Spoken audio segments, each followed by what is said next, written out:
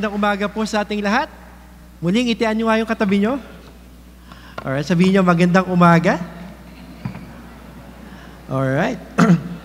And whom you here, appreciate yung mga leaders po natin na umakyat dito sa stage, no? Hindi po madali yung ginagawa nila. And yet, makita po natin ang grasya ng Panginoon, like si Ryan Puod kanina, tsaka si Don Orong. Just one of our many Victory Group leaders here.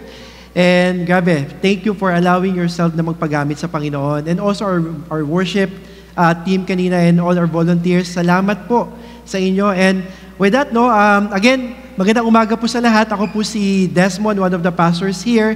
If this is your first time here, we want to welcome you.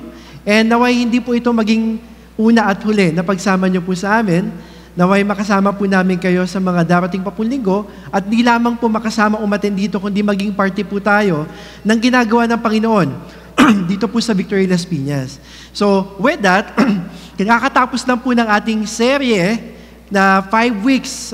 For the last 5 weeks, tinapos po natin ang serye natin sa Book of Exodus na ang pangalan po ay The Road Out. So sino po sa inyo dito madami kayong natutunan at nag-enjoy kayo sa Book of Exodus? Di ba? Hindi lang tayo nanood ng Prince of Egypt, di ba?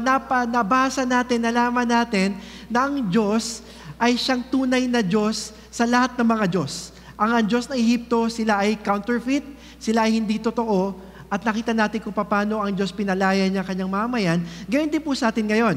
Pinapalaya tayo ng Panginoon sa mga bagay na nag-aalipin sa atin. That's our series last week. And right now, we will jump into our new series. Excited po ba kayo? Sino dito yung pagpasok nyo, nakita nyo kanina, feeling nyo nasa airport kayo? Diba? Especially, sige, palakpakan po natin. Nakita nyo po si Kapitan kanina, yung pilot natin. Anyway, that's our volunteers. Grabe, binigyan po nila ng effort nila just to make you feel na we are like in the airport. Sana po walang na-hold sa immigration kanina, tama ba? Oh, basta may dala kayong pastillas. Joke lang po. Tsaka walang lulunok ng pera. Joke lang. Anyway, with that, bago tayo magsimula sa ating new series, gusto ko lang po kayong bigyan ng update. Speaking of missions, for some of you who don't know, nagpadala po tayo ng 10-day short-term missioners sa India. Right? So with that, nakabalik na po sila dito and there are just reports na gusto po namin i-share sa inyo. And nakakatuwa po kasi tunay nga po na even though ang India ay Hindu nation, madami po mga tao sa India na nananampalataya sa Panginoong Jesus. And with that, yun po yung ginawa ng ating 10 days team na pinangungunahan po ni Francis Caturla, one of our campus missionaries here in Las Piñas. Ang kagandahan po dito sa 10 days na ito, this is a effort of South Hub, Victory Alabang, Victory Las Piñas, Parañaque, and San Pedro. So sama-sama po sila. What they did is that nagkaroon po sila definitely ng campus ministry. So they blessed the students, visited campuses, and prayed for the campus outreach opportunity. Iba't ibang eskwelahan po yung pinuntahan nila. They also had the campus mixer. Ito po yung ginagawa dito sa Pilipinas na ginagawa din po natin sa ibang bansa kung saan madami po silang na-meet ng mga estudyante. Also, opportunity to preach the gospel. May mga nakilala sila doon na bago, even though Hindu po yung mga ito. By the power of the Holy Spirit, nagkaroon sila ng boldness to preach the gospel. At the same time, nakakatuwa lang din po kasi since all of them, naging volunteers din po. At volunteers pa rin hanggang ngayon dahil doon, meron din po tayong kids church sa ating Every Nation doon sa India. Nag-serve po sila sa kids church. At hindi lamang po yun, even pag uwi po nila dito, patuloy po yung kanilang pagdala ng mga materyales upang tulungan po ang ating church doon po sa India. And also, they were able to witness a bridal shower. Hindi ko alam kung paano ba ginagawa yung bridal shower doon sa India. May mga Indians po tayo dito, by the way. Kung may nakikita kayo sa ating simbahan na Indians, please do greet them. So, they were able to witness that and fellowship with them. And at the same time, yun nga, kumbaga, ang daming opportunities sila nakita doon, but it doesn't stop there. Even bumalik na po sila dito, they will continue to communicate doon po sa ating Every Nation Church in Mumbai, in India. The same time, tayo din po dito. That's why sabi ko nga po, kung may makikita kayong Indian students dito, approach them, say hi, sabi nyo, namaste, and then pray for them. Mga estudyante po sila dito sa Perpetual, and hindi lang sila nag-aaral dito, they're also being equipped and being discipled here in Victory Las Piñas. Sige po, palakpakan natin ng Panginoon. Alright. So, right now, again, we are in our new series. Ang title po nito ay Dead Ends to Doorways. So, dito po sa series na ito, we hope to have a better understanding paano ba papakilala ng Panginoon ang kanyang sarili sa lahat ng mga tao. Di ba, yung last series natin, pinag-usapan natin how God introduced Himself to His people, but this time, God would want Himself to be known by all people. Can you say with me, all? Lahat po, hindi lang po Las Piñas, hindi lang po pamilya nyo, lahat. Lahat nais ng Panginoon na makilala siya at ito ay mangyayari sa pamamagitan ng kanyang kapangyarihan. Siya ay magpapadala ng banal na Espiritu sa mga taong nainiwala sa Panginoon, and also, how God will strategically and providentially use His people to advance the message of the gospel. So with that, bago po tayo tumalon sa ating pong pagbabasa ng salita, this is my question for everyone. How do you handle something you possess and recognize as significant? Diba? Anong ginagawa mo sa isang bagay na meron ka na alam mong mahalaga? So, pwede po bang ayayahan ko kayo na tumayo lahat upang pagbibigay ng galang sa salita ng Panginoon? So, we will read po sa Book of Acts, chapter 1, verses 1 to 8. Let me start. In the first book, O Theophilus, I have dealt with all that Jesus began to do and teach until the day when He was taken up. After He had given commands through the Holy Spirit to the apostles whom He had chosen, He presented Himself alive to them after His suffering by many proofs, appearing to them during 40 days and speaking about the kingdom of God. And while staying with them, He ordered them not to depart from Jerusalem, but to wait for the promise of the Father, which He said, "You heard from me, for John baptized with water, but you will be baptized with the Holy Spirit not many days from now."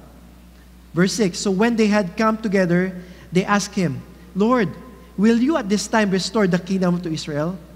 He said to them, "It is not for you to know times or seasons that the Father has fixed by His own authority."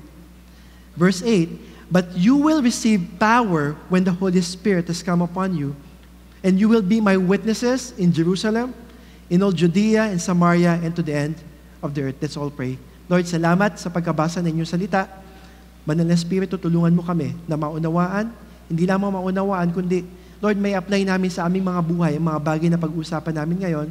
Tunay nga po na ang inyong layunin, na ang lahat ng tao ay makakilala sa inyo, at ang taong magtitiwala sa inyo, Panginoon, siya ay pupuspusin ninyo ng banal na Espiritu upang kami maging witnesses, Panginoon, tagapagpagalaganap ng inyong salita, hindi lamang sa aming pamilya, sa aming mga katrabaho, kundi, Lord, sa lahat ng mga tao na ilalagay niyo sa buhay namin sa buong mundo. Ito po ang aming dalangin sa pangalan ni Jesus. Amen at amen. Sige po, makakaupo na po kayo. Salamat po muli sa pagtayo. Alright. So, yung binasa po natin, that's the book of Acts or mga gawa. Some people, they say, this is the Acts of the Disciples or Apostles, but this is known as the Acts of the Holy Spirit dahil mostly po, banal na Espiritu po ang kumikilos dito. So ito po ay sinulat ni Dr. Luke. So, dalawa po yung sinulat niyang libro. The Book of Luke, wherein part po ito ng 4 Gospels, Matthew, Mark, Luke, and John. So, isa po doon, si Dr. Luke, he wrote the account of Jesus from the time He was born, His death and resurrection, and how He spread the good news. At the same time, he wrote the Book of Acts. So, sa Book of Acts, makikita natin dito yung mga gawa ng banal na Espiritu. Pero balik muna tayo kay Doc Luke. No? Si Doc Luke is a physician. Not just a physician, was a physician, but also, he's a meticulous historian. So if you will read yung Book of Luke, ito lang po ang bukod tanging author ng Gospel na Gentile. So makikita po natin dito pa lamang po how God would want the Gentiles to know Jesus. Also sa Book of Acts, this is the emphasis, the fulfillment of the Great Commission. So Matthew 28:19, dito yung sinabi ng Panginoong Jesus, "Therefore go and make disciples of all nations." We all know, baptize in the name of the Father, the Son, and the Holy Spirit, and behold, I am with you till the end of age. And in the Book of Acts, tinuloy po dito ni Luke ito. Also, in the Book of Acts, this is the records of the apostles being Christ's witnesses in Jerusalem, Judea, Samaria, and surrounding world. Also, here we can see that the sheds of light on the gift of the Holy Spirit that empowers us, guides, teaches, and serves as our counselor. So before we continue on, let me submit to you my main point this morning. God's vision is for the nation to know Him through His mission. Ulitin ko po. God's vision is for the nations to know Him through His missions. Yun po yung layunin ng Panginoon. Mula pa po nung Old Testament hanggang sa Revelation, mula nung ginawa ng Panginoon ng mga tao, ang layunin ng Panginoon, ang lahat ay makilala siya, ma-enjoy siya, ngunit dumating ang kasalanan. That's why po nagkaroon ng iba't ibang mga lahi, pero hindi po natapos ng magandang plano ang layunin ng Panginoon na lahat ay makakilala sa Kanya. Naalala niyo sa Abraham. Sabi ng Panginoon kay Abraham, I will make you a nation and all the nations will be blessed through you. Doon pa lamang po ay foreshadowing of what is about to come. And alam natin na panahon ni Jesus, hindi po niya tinangi na ang Israel lamang or Jewish ang makakilala sa Kanya. That's why sa pinag-uusapan natin ngayon, this is the beginning where God would want not just the Gentiles, but Gentiles during that time is Samaria, but the Gentiles is tayo po. Sino po dito nagpapasalamat na ang Ebanghelyo ay nakarating sa atin? Tama ba? Right? Palakpakan natin ng Diyos. Imagine, kung Israel lamang ang tinangin ng Panginoon maligtas, abay kawawa naman tayo. Right? Tiyak na sa impyerno ang punta natin. Ngunit sa kagandang loob ng Panginoon, tayo ay nakasama sa Kanyang pamilya. Alright. So, let's continue to read Acts 1, verses 1 to 3. Sabi dito, in the first book, O Theophilus, I have dealt with all that Jesus began to do and teach, until the day when He was taken up, after He had given commands through the Holy Spirit to the apostles, whom He had chosen. He presented Himself alive to them after His suffering by many proofs, appearing to them during 40 days and speaking about the kingdom of God. Before I continue, binanggit po dito yung 40 days. So for some of us na iniwala tayo sa 40 days, again, specifically, this is Jesus spending His time with the believers for 40 days. Dahil akit na po siya ng langit, siya po ay naghahabilin sa kanyang mga apostol na hintayin ninyo ang banal na Espiritu. Okay, siningit ko lamang po yun. But here, binanggit dito sa verse 1, in the first book, O Theophilus, my question is that, who is Theophilus? Meron po ba kayong kapitbahay na Theophilus? Kaibigan. Hindi po siya masyadong ginagamit sa atin, but Theophilus really means is that beloved of God or friend of God. Pero bakit kaya? If you would see, sa parehong book ni Luke, Dr. Luke, sa Luke, binanggit din po doon, oh, the most excellent Theophilus. Dinedicate yung book na yon for Theophilus. In the same way, in the book of Acts, para din kay Theophilus. I don't know why, but some scholars say, based on textual evidence, he could be a Roman governor or someone equal to that. So take note, according to the scholars, hindi po to clear talaga, but they said that could be a person of high regard. Another say that he could be Luke's master. Imagine, during that time, uso po yung slave. Diba? Probably pinag-aral siya to become a physician to this master. Alright? At dahil pinag-aral siya, malaking possibility na siya ay binigyan ng medical education to become masters medically. But eventually, dahil nga siya ay slave, I don't know what happened. Maybe Luke overheard about Jesus' gospel, shared the good news dito kay Theophilus, pinakawalan siya, and allowed him to join Paul's ministry. And what we do know right now is that this Theophilus is powerful and wealthy, gentle person who became a Christian eventually. And then the book of Luke was to confirm yung binabasa po natin sa Acts and also the book of Luke is a confirmation ng kanyang pananampalataya sa Panginoon. Probably, kasi kinonect din po ito sa book of Acts, probably Theophilus became a partner or supporter financially, I don't know kung ano man support yon, ni Paul. Because Dr. Luke also wrote the accounts of Paul in the book of Acts. Hindi lamang po yun. Sa kalagitnaan ng Acts, sumama na din po si Luke sa ginagawa ni Paul sa kanyang ministry. So, probably, these letters, ito po yung newsletter ni Doc Luke kay Theophilus, like our missionaries are doing right now. Right? If you are partner with our missionaries in giving specifically for specific missionary, meron po kayong mga newsletter na matatanggap kung anong ginagawa ng Panginoon sa bansang iyon, kung saan po nandoon ang missionary na yon. If you are giving also in our missions funds, walang specific, right, yung ginawa po natin kanina, meron tayong update of what's happening kanina po sa Myanmar. Nakita natin kung paano kumikilos ang Panginoon, and that's a newsletter, a news report of what's happening. That's why I encourage you let's be part of what God is doing in the missions, in the nations. So after the resurrection, yung binasa natin kanina, Jesus instructed them to wait. Can you say to your neighbor, wait? Di ba? Sino gustong-gusto dito maghintay? Right? Sabi ni Jesus sa Matthew 28:18, therefore go and make disciples of all nations. We all know what happened. Behold, I will be with you till the end of age. Sabi nila, wow, grabe Lord. Kasama ka namin and yet, wait. Right? Lord, bakit hindi pa ngayon? Kaya nga tinanong nila, Lord, ito ba yung restoration ng kingdom mo? Because some of them, they're thinking of political Messiah that would help them na matapos sa pagkakaalipin ng Romano. But we all know that Jesus did not come for that. Jesus came for a higher and greater purpose, that is to free us all from sin. Right? So, sinabi doon, make disciples sa Matthew 28:19, baptize them, teach them, and I will be with you to the end of age. Kaya lang, Lord, aalis ka naman, Jesus. If you are the disciples of Jesus, anong maramdaman mo? Di ba? Go and make disciples. Sige, push tayo. Pero aalis naman. Grabe, Lord, no? Unfair. After they finally figure out, okay, naniniwala na ako sa'yo, you died on the cross, you rose again, okay, wow. You are really the Messiah. I'm willing to follow you all days of my life, and yet, iiwan mo ako. Right? And yet, that's why this book of Acts, or they call it the Acts of the Holy Spirit, is very important. Because we all know, in the book of Acts, dito po nagsimula ang church community. Right? Dito po nagkaroon ng fulfillment of God's mission for the nations to know Him because the gospel is unstoppable.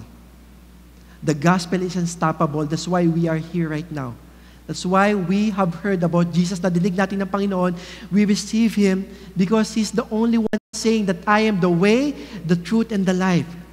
That's why napakaganda pong pag-aralan na itong book of Acts. So sa passage po na binasa natin, makikita natin that there are 3 things or mahalagang instruction ng Panginoong Jesus sa mga sumusunod sa Kanya para ipalaganap ang Ebanghelyo. Jesus commanded them to go. Sige, go kayo, but wait. Ano hintay nila?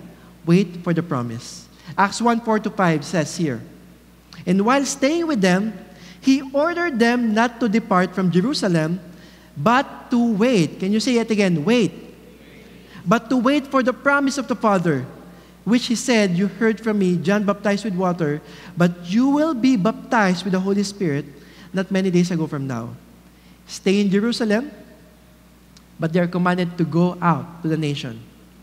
Wait for the promise, Holy Spirit, maghintay kayo sa promise of the Holy Spirit because you will be baptized.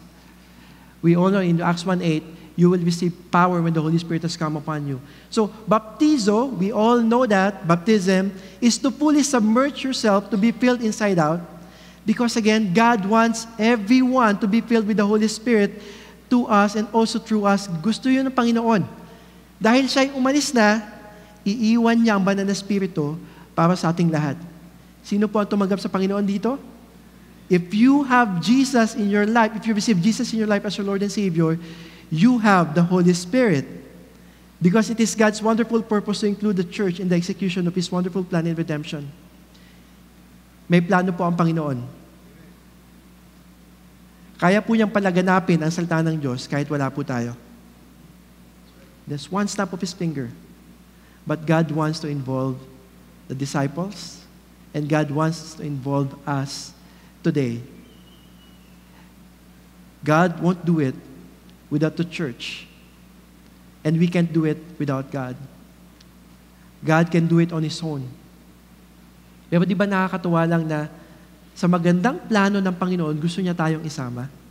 Right? That's why, ang pagiging Kristiyano po, hindi lamang po pagtanggap sa Panginoong Jesus, tapos upo na lang po tayo paglinggo. Ang pagiging Kristiyano po, ay tinatawag pong disciples, disipulo ng Panginoon. Ibig sabihin po nun, tagasunod ni Kristo. Kaya nga po tawag natin sa Kanya, Panginoon. Bakit mo pa siya tinatawag na Panginoon kung di mo rin naman siya susundin? Tama? Minsan ang bukang bibig natin, Panginoon. Hindi natin siya tinatawag na Panginoon. Panginoon natin siya sa nguso lamang pero hindi sa puso. That's why we have the Holy Spirit to remind us that we are freed. We are no longer slave, but we are also free to do the will of God in our lives. So why God wants us to have the Holy Spirit? Because we as disciples, we are to fulfill the Great Commission only through the Spirit of God. Because again, apart from the Holy Spirit, wala po tayong kayang gawin. Christianity without reliance on the Holy Spirit is self-work, self-effort. Kapag ang Kristiyano po hindi kumakapit sa Panginoon, kapag ang Kristiyano po hindi nagtatap sa kapangyarihan ng Banal na Espiritu, sad to say, I will call that person mayabang. Because you are trusting in yourself. Hindi po natin kayang lampasan ng problema kung tayo lang po mag-isa. That's why the Lord wants us to gather together so that we can pray for one another, so that we can encourage one another. Because we are better together. Right? Wala pong Kristiyano mag-isa. Si Lone Ranger nga may tonto, tayo pa kaya, di ba? Si Jesus nga nagpadala ng 2x2s, tayo pa kaya? Si Jesus nga may 12 disciples, tayo pa kaya? Ang yabang naman natin kung mag-isa lang tayo. Right? That's why we are here to gather together because we are better together. Because kung mag-isa ka, who would pray for you? Kapag mag-isa ka, sino mag-encourage sa'yo? That's why if you are not yet part of a victory group, I would encourage you to be connected in a victory group. We have leaders here. Excited po silang tulungan tayo sa ating paglakad sa Panginoon. Okay po ba yun? Are we still here? Alright. So, reasons for the sending of the Holy Spirit, I like this. I will quote yung mga verses, basta hanapin nyo na lang po pag-uwi nyo sa bahay. Reasons for the sending of the Holy Spirit, so that we will be bold in preaching the gospel. Acts 1:8. So that the Holy Spirit will become our comforter and advocate. Also, the Holy Spirit will be the one to teach and remind us in John 14:26. Also to give us the boldness to testify about Jesus in John 15:26. Also, when we preach the Word, the Holy Spirit will be the one to convict the world. John 16:7-8. Kaya nga po kapag tayo po ay nag-share ng salita ng Diyos, sana po hindi po tayo yung nag-judge sa person. Hindi po tayo nagko-convict sa person. Let the Word of God convict the person. But we will say it with love. Right? We will say the truth with love. And also, another reasons for sending of the Holy Spirit so that we may be empowered as believers with spiritual gifts to help build up the body of Christ fulfills its Great Commission. Sino po dito alam ninyo ang spiritual gifts ninyo? Right? Sige po, taas po ang kamay. O hindi nyo alam ang spiritual gifts ninyo. Kung hindi nyo po alam, nako, kaya hindi po kayo nagtataas ng kamay. Baka hindi po natin alam. Available po ito sa Google. Look for spiritual gift test. Madami po yan. Generosity, teaching, giving. Ito po yung binigay ng Panginoon sa mga naniniwala sa Panginoong Jesus na hindi nyo po alam. Ito po yung ginagawa ninyo nung kayo po ay nag-submit sa Panginoong Jesus. Dati, madamot kayo, ngayon mapagbigay na kayo. Dati, diba, wala kayong pasensya, ngayon pasensyoso na kayo. Right? Dati, grabe, madali kang magalit, pero ngayon, grabe, para ka ng Sidon. Sobrang tahimik, di ba? So, right now, only disciples are able to make disciples. So, we are called to make disciples, but unless you are a disciple, that's the time that you can disciple other people. Kung Kristiyano kayo, dapat disciples tayo. Can you say that with me? Disciple ako. Disciple ako ay tagasunod ni Kristo. That's why I will continue to share the gospel. Hindi lang ako disciple sa nguso, disciple ako sa puso.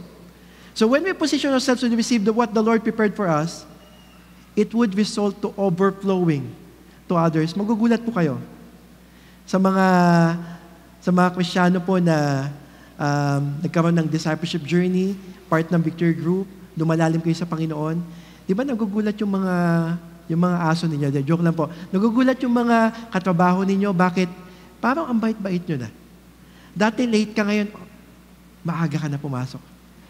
Dati, nagmamadali kang umuwi sa work ngayon, late ka na umuwi. Kasi talagang gusto mo talagang maging excellent sa work mo. Right? Dati, hindi ka naguhugas ng plato, ngayon naguhugas ka na. Kaya gulat na gulat yung nanay mo eh. Di ba? Yung asawa mo, gulat na gulat. Right? Dati, hindi ka mautusan, hindi ka magwawalis, ngayon nagwawalis ka na. Ano nangyari? You know what? Dahil sabihin mo, dahil po kay Jesus. Binago po niya yung buhay ko, binago niya yung perspective ko, binago niya yung puso ko. Kaya yung dating ayaw kong gawin, kaya ko nang gawin ngayon. Yung dating ayaw kong gawin, na gusto ng Panginoon, gusto ko nang gawin ngayon. Ayaw ko dating magpatawad. Pero ngayon, sige Lord, sabi mo dahil ikaw ang Panginoon ko. Tama ba? Alright. And with that, God said in Matthew 20:19, I will be with you till the end of age. That's why the Father will promise to baptize them with the Holy Spirit to be empowered. So kailangan po natin ng banal na Spirit upang magawa mga bagay na hindi natin kayang gawin. Right? So Acts 1:8, very familiar po ito sa atin, but you will receive power when the Holy Spirit has come upon you, and you will be my witnesses in Jerusalem, in all Judea and Samaria, to the ends of the earth. Ang banal na Espiritu po ang nagbibigay ng kapangyarihan sa atin, maging effective witnesses. We will not pursue power for the sake of power, but we will pursue the Holy Spirit, because the Holy Spirit will be the one to give us boldness to become effective witnesses. Right? In church po, we don't aim for power or position. We're all here to serve. The reason why you can serve, because you have the Holy Spirit. The reason why our volunteers can volunteer, because they have the Holy Spirit, and the Holy Spirit gave them the spiritual gift of service. Right? Yung talent po, iba po yung talent. Binigay po yun sa inyo ng Panginoon nung pinanganak kayo. Pero spiritual gifts, ito po yung binibigay ng Panginoon sa mga naniniwala sa Panginoong Jesus at nagtitiwala sa Kanya. Kaya wag po nating sayangin ito. Kaya yung tanong ko po kanina, meron bang mahalagang bagay sa buhay ninyo na hindi na natin pinapahalagahan o hindi natin ginagamit? Gamitin po natin ang banal na Espiritu. I like what Pastor Rain said sa L113 yesterday. Nagbigay siya ng gift doon sa pamangkin niya. Hindi ko po pinagpaalam sa kanya ito, Pastor Rain. Sorry. Nagbigay siya ng gift sa pamangkin niya. Favorite niya to kasi isang pamangkin lang. Pero nakita niya, nalaman niya na yung pamangkin niya tsaka family no, naalis na pala sa bahay nila. Tapos, yung gift na binigay ni Pastor Rain, hindi ginamit. Naiwan doon. Lungkot na lungkot si Pastor Rain. What's my point here? The same thing with God, if we will not use the Holy Spirit or maximize it, it will sadden the heart of God that I gave you the gift of the Holy Spirit, and I want you to use that. Gift of generosity, gift of teaching, right? Service, and many more. Okay po ba? Right. The Lord wants us to use our gifts because this is not for our own advantage. This is for the glory of God. All right. So, again, binanggit doon, you will receive power when the Holy Spirit has come upon you.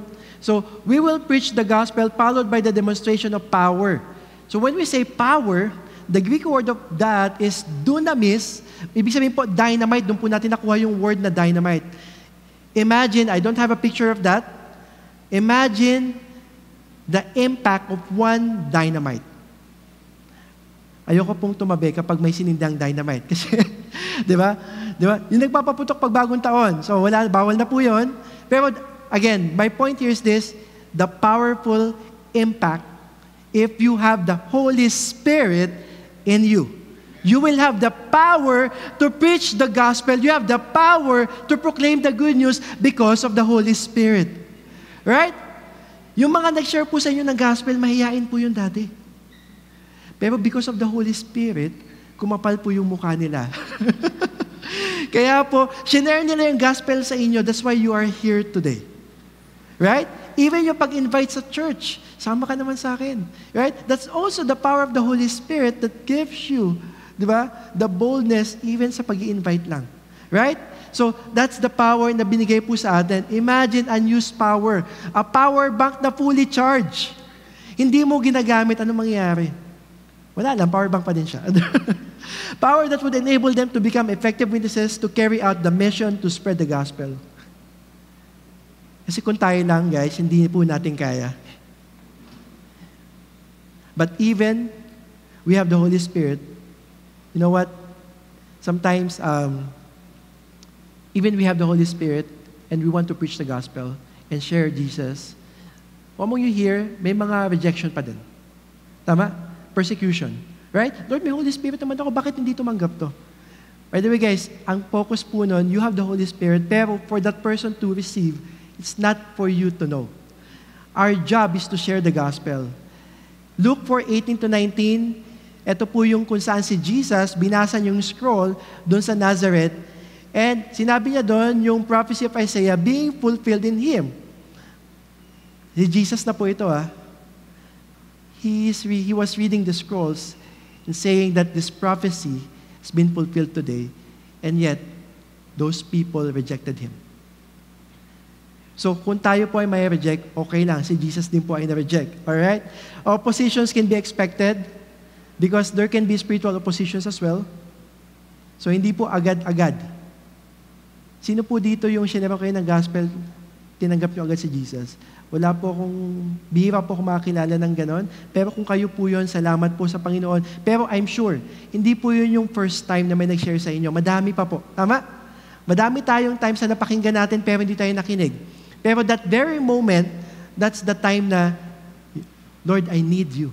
Send someone. Send someone to preach me about who you are. So again, there will always be spiritual opposition because kingdom work is always spiritual work. Again, if we don't have the Holy Spirit, wala po tayong pwedeng ibigay.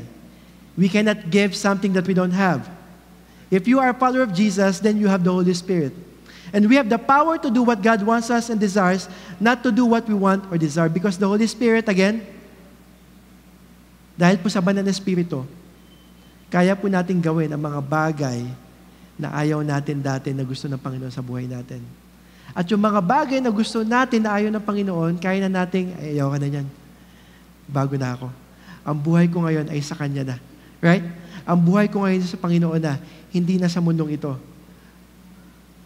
That's why I believe, because of the Holy Spirit in us, possible po magpatawad. Possible magpakumbaba. Possible maging pasensyoso. Right? Because if we have the Holy Spirit, we are being reminded of what Jesus Christ has done on the cross. So with that, the benefits of having the Holy Spirit in us, kapag ikaw may banal na Espiritu dahil ikaw ay naniniwala sa Panginoon, dito po pumapasok yung verse na we are the temple of the Holy Spirit. Since we are the temple of the Holy Spirit, I will do whatever it takes. Right? To take care of my body, to use my mouth only in giving encouragement, speaking life, to use my eyes for the glory of God, to use my ears for the glory of God. Hindi ako magiging marites, di ba? Because I will use my life for the glory of God. So Holy Spirit in us, meaning the Holy Spirit is dwelling in us, that's the time that little by little, you will have transformation. Can you say with me, transformation? Yun po yung sinasabi ko kanina. Unti-unti po yung nagbabago ang tao, binabago po siya ng Panginoon. Dahil tayo po, wala po tayong kakayahang magbago. Also, we will have guidance. Right? We will not look for guidance in other source, but we have the Scripture as our guidance, and we have the Holy Spirit to guide us in our decision-making, also to empower us, so that our faith will become strong, and we will be able to overcome challenges. Also, Holy Spirit with us, eto naman po yung kapag magkakasama po tayo. Di ba? When 2 or 3 are gathered in your name, the Lord is in our midst. Kung among you here, appreciate our worship when we are together. Di ba? Sabi nga ni Ryan kanina sa next week, meron tayong worship night. I hope that we gather together. Di ba? Kapag nandun po tayo magkakasama, may problema, oo, pero mas malaki ang Diyos. Right? May problema, yes, oo, pero ang Panginoon ang na-highlight. Right? That's the benefit of the Holy Spirit with us. And lastly, the Holy Spirit upon us. Ito po yung we will ask for the infilling of the Holy Spirit. Ito po yung mga bagay. Yes, we have the Holy Spirit within us. Pero may mga bagay sa buhay natin na parang ang hirap gawin, Lord. That's the time that we will pray. Lord, can you fill me with your Spirit? I remember in Acts also, si Peter po, first time that he was filled with the Holy Spirit, siya po ay nag-preach ng gospel and 3,000 po ang tumanggap sa Panginoon. Knowing Peter, he denied Jesus 3 times. Lagi po siyang sablay. But because of the Holy Spirit, was able to preach the gospel and 3,000 got saved that time. I don't think that was Peter. Right? That's the Holy Spirit. The same thing with us. That if we will tap on the power of the Holy Spirit, there are the things that we cannot do, but we will be able to do because of the power of the Holy Spirit. Right? Kaya kung mahirap magpatawad, Lord, tulungan mo ko. Kung mahirap maging pasensyoso, Lord, tulungan mo ko. At madami pa pong bagay na pwede po natin hingin sa Panginoon. And all of this are solely for one purpose. Can you say with me purpose? And that is to be witnesses of God. Acts 1:8 again, but focusing on, but you will receive power when the Holy Spirit has come upon you. The purpose is that you will be my witnesses. Sabi mo sa katabi mo yan, ikaw ay saksi. Oh. Saksi ng Panginoon, okay? In Jerusalem, in all Judea, Samaria, to the ends of the earth. Matthew 28:19, ito po yung lagi natin pinag-uusapan. Every nation, to the ends of the earth, we are called to be witnesses. To swear by oath. Witness, di ba, naalala nyo kapag may saksi? Do you swear? Ganun ba? That you will say the truth and nothing but the truth. Di ba ganun sa court? Right? If we are called to be witnesses, we're only to testify the truth about Jesus. And if we have the truth, hindi po tayo matatakot. Right? May opposition man, may rejection man, I will continue to proclaim the good news of God. But sadly, not sadly, but medyo hindi lang okay yung meaning, witness is also equivalent to martyrdom. Can you be a martyr? Kung martyr lang, without for Jesus, hindi ko kaya. But if I will be a witness or martyr for Jesus, Lord, sure. Kasi kung wala ka, Lord, sa impyerno ko eh. Sa'yo naman yung buhay ko eh. Then use me for your glory. Right? That's why the first apostles, disciples, kung babasahin niyo po sa Google, how they died, grabe po yung pagkamatay po nila. May nahati yung katawan sa dalawa, may pinako ng pabaliktad, may binato hanggang mamatay si Stephen, may sinunog ng buhay. Why? Why they do that? That's why Paul said that to live is Christ and to die is gain. Kung mabubuhay ako, pero ang kaluluwa ko naman ay mapupunta sa impyerno, wag na lang. But if I will live for Christ and yet I will suffer, Lord, sige lang po. Because my life here on earth is short, but my life with God is forever. Right? That's why we will continue to preach the gospel. Sige po, palakpakan natin si Lord. Another illustration of a witness, imagine one person na naka-witness ng crime. And the victim ay isa sa mga mahal niya sa buhay. Pero yung suspect, dahil sa sobrang yaman, sabi niya, by all my power, huwag ka lang mag-testify para hindi ako makulong. I'll give you $100 billion. Hindi ka ba magte-testify? Knowing that that is your loved one. But even though, since you know the truth, you will still testify. Right? But the truth that we have is not just the truth of the world, but we have the truth of the Word. The truth of God, that He is the way, the truth, and the life. That's why I will proclaim the truth of the Word of God to the people around me.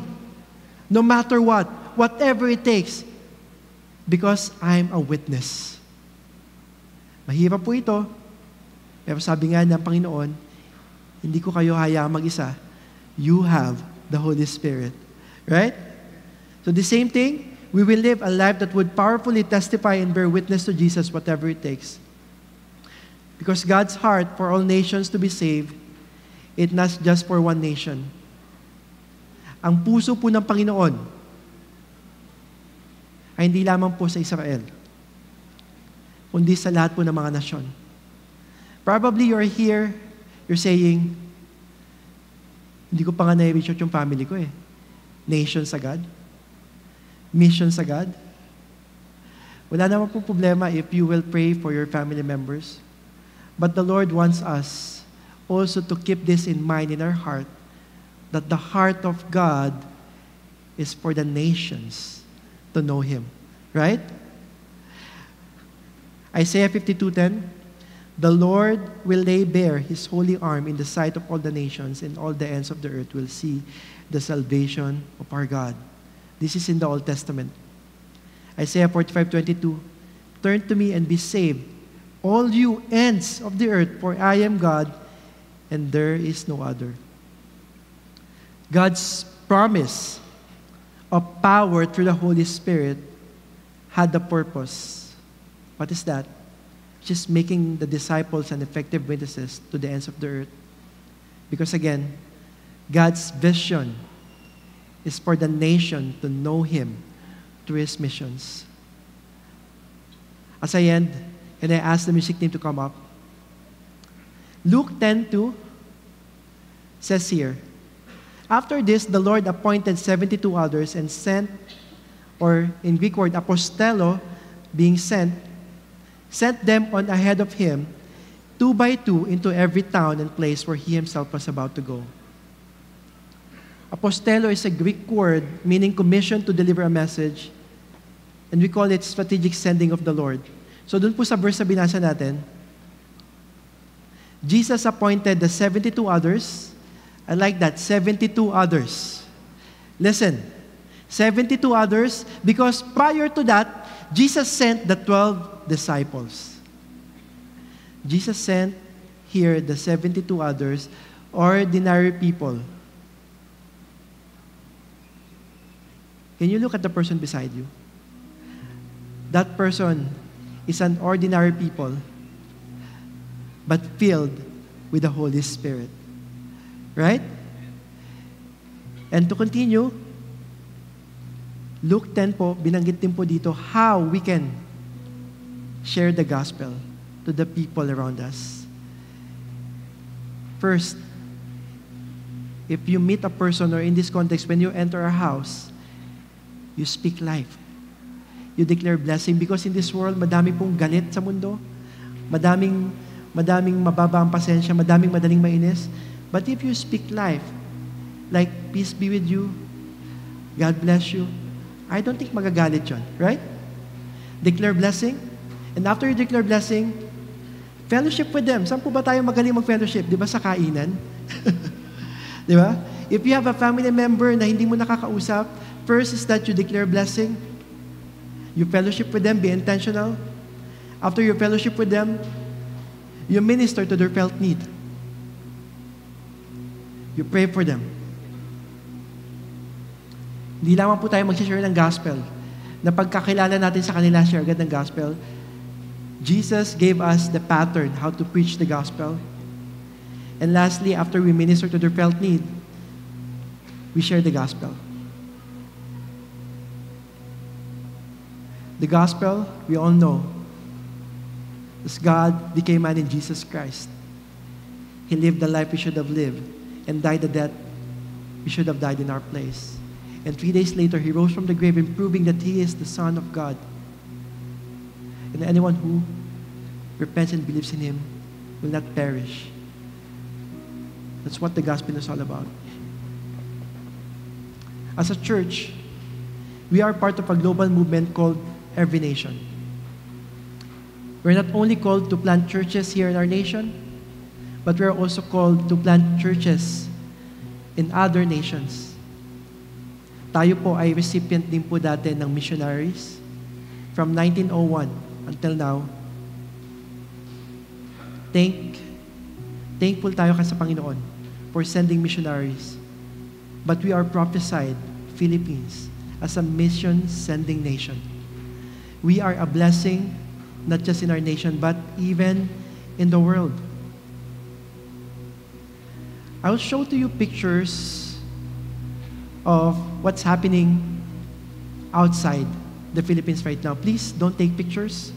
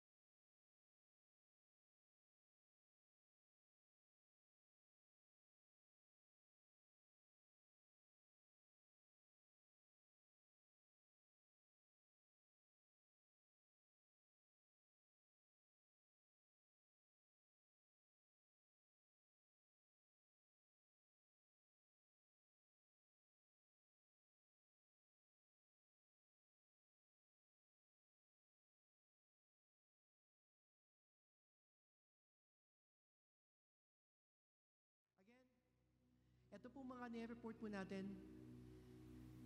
this is only possible by the power of the Holy Spirit. Because the very heart of God is for all nations to come to know Him, right? We may not be a literal missionaries here. Hindi man po tayo, like katulad no sinasabi ni Pastor Des, hindi naman po katulad no na may opportunity to go out to other nation. But maybe you are a father, a housewife, or an employee. Maybe you are saying, hindi ko pa na-reach out yung family ko. Yes, continue to pray for them. But let's not forget that the heart of God is for everyone to come to know Him. Alright? With that being said, I would like to share to you this verse in Romans 10:14. How then will they call on Him in whom they have not believed? And how are they to believe in Him of whom they have never heard? And how are they to hear without someone preaching? Yung verse po is clear. How can they hear if no one will preach? How can they preach if no one will send them? Right? All of us here, I believe, we are called to pray.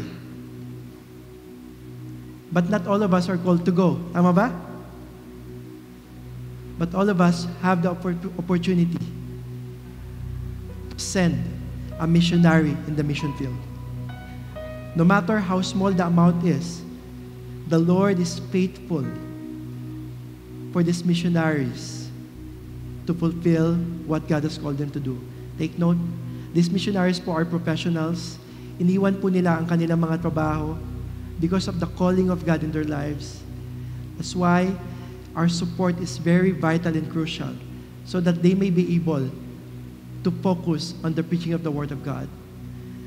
I'll show here a QR code on how you can support in our missions. Take a few seconds to take a picture of it. The Lord is calling us all to take part of His great commission, which is to preach the gospel in all nations.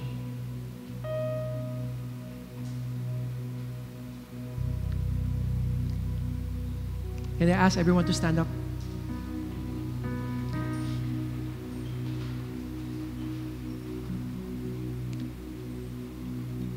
If you have the heart to be part of the mission of God, I would like you to raise your hands.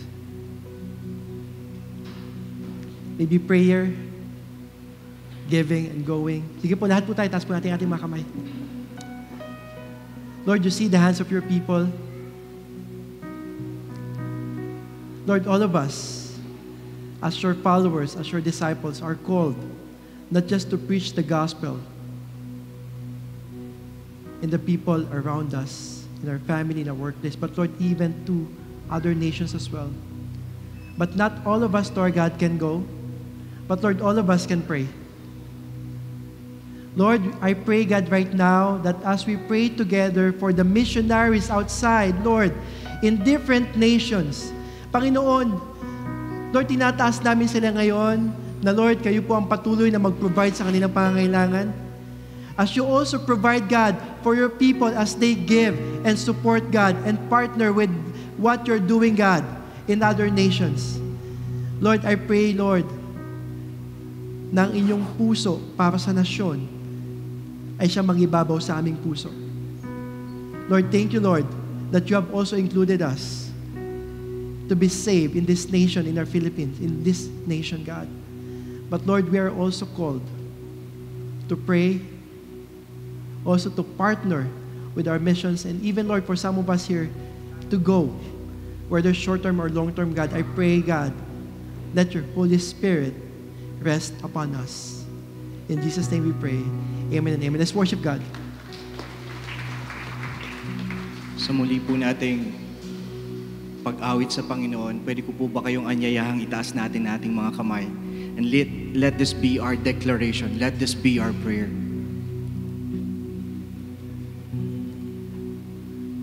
I want to see nations won by love. I want to see Jesus lifted up. I want to see the lowly find their worth. I want to see heaven come to earth. And I will go anywhere that you call me.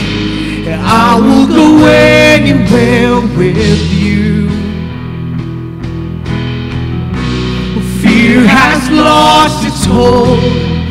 You go before me, and I will go anywhere with you. Let's declare, I will go. And I will go anywhere that you call me, and I will go anywhere with you. Fear has lost its hold. You go before me, and I will go anywhere with you. And when I gazed upon your face, before my lips could even praise, oh, let the word that you say be well done, my child, well done.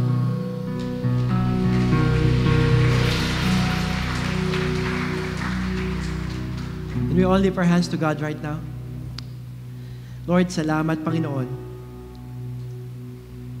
na hindi mo pinagdamot ang inyong banal na presensya sa amin. Bagkus, Lord, nais mo pa kaming gamitin. Sino ba naman kami, Panginoon, para gamitin mo? We are wretched people. Lord, we are nothing, God. And yet, Lord, nais mo kaming gawing kasangkapan upang maipalaganap ang iyong salita. Lord, it's such a privilege that, Lord, we are excited, Lord, to be used by you. Gamitin mo ang aming buhay. Gamitin mo ang aming mga bibig, Panginoon. Gamitin mo ang lahat sa amin upang ang mga tao sa mundo, Lord, ay makakilala sa iyo. Lord, salamat, Lord, that you will bless us, Lord, with all the spiritual gifts so that we can be a blessing to others. The Lord bless you. The Lord keep you. The Lord make His face to shine upon you and be gracious to you. The Lord turn His face towards you and grant you peace. Lord, salamat, Panginoon. Bless your people. In Jesus' name we pray. Amen, amen, and amen. Come on, let's give God a praise. If you need prayers, we have our leaders here in front. They are ready to pray for you. And again, thank you so much, everyone. You are sent. All right, God bless you.